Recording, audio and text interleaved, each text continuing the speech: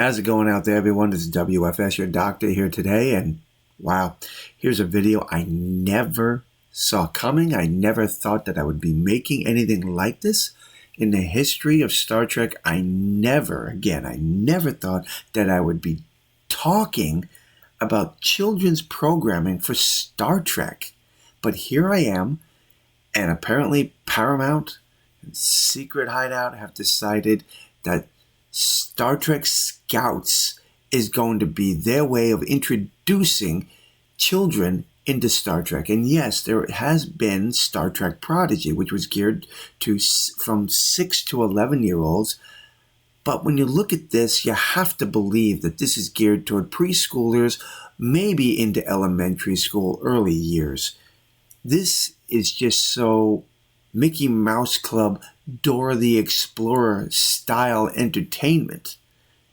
And I honestly am so confused about what to say about this. When I found out about it, I decided, because this is a Star Trek channel, I decided to sit down and watch it. Now, I put my 9-month-old in front of it, or rather my 9-month-old grandson in front of it, and the boy has responded to things like Elmo and something called Miss Rachel. But when I put him in front of this, he took one look at it and turned away.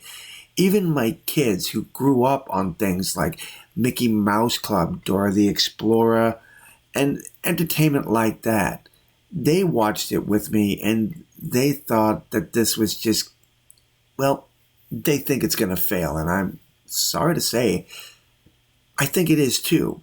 When you watch what they do in this thing and some of the things that are geared for kids, I'm about to say the stupidity, but it is a kid's show.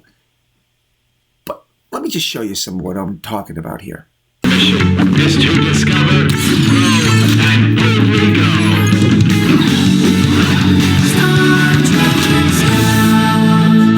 Okay, Sprocket, what kind of asteroid are we dealing with? It appears to be a meatball asteroid from the Noodle Nebula. Time to impact, 4 minutes. Just in that opening scene right there, you can probably figure out that, I'm sorry, as educational entertainment goes, this thing has got to be some lazy writing. A meatball asteroid from the Noodle Nebula. You know, it's relatable to kids. We got pasta and meatballs, but at the same time, I'm not exactly sure how any of this, with the exception of the uniforms, relates to Star Trek in any way. When I was a boy, my introduction to Star Trek was the original series. It wasn't some cartoon with characters that were worried about a meatball coming to crash down on them. It was the real original Star Trek. And yes, I know the animated series was out there, but where I grew up, the animated series was never played. I grew up with the original series. Besides this, I had other entertaining science fiction shows. Tom Baker as the Doctor in Doctor Who. I was just in heaven with both of them. It was a great time. And being 8 years old when I was introduced to Star Trek and watching these, I could imagine myself as being Captain Kirk or Mr. Spock or even Scotty, just going off on one of the adventures. It was a lot of fun. And I honestly think today the animated world is just too saturated with all this stuff. It kind of, at least in my opinion, it stifles the imagination of these kids.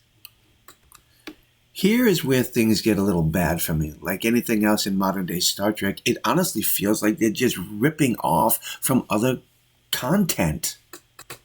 They're given a whole mess of options on how to solve their little problem, and it just feels to me like they're ripping off of things like Dora the Explorer and the Mickey Mouse Club. The Mickey Mouse Club, whenever they needed help, they would call on their little friend Toodles, who would come up with all sorts of options and ways to help them throughout their adventure, which again sounds so much like what we just saw in the new Star Trek series.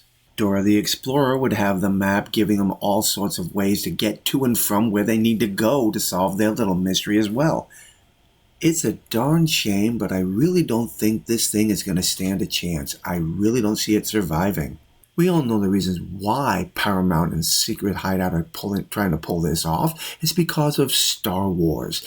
Disney and Disney Star Wars are trying to hit it out of the park with the kids, and Paramount says we need to do something too. But let's be honest about this, Paramount. Are you really going to try and copy another company that has destroyed their brand? Star Wars is dead, Paramount. You better accept that and stop trying to copy them.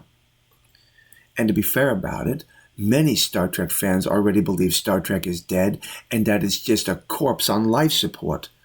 What do you think about this? Is this a product that's going to help or hurt Star Trek?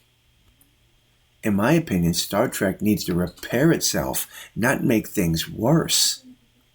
So, again, tell me what you think. Drop those comments below. Let me know. And until the next time, my friends, God bless.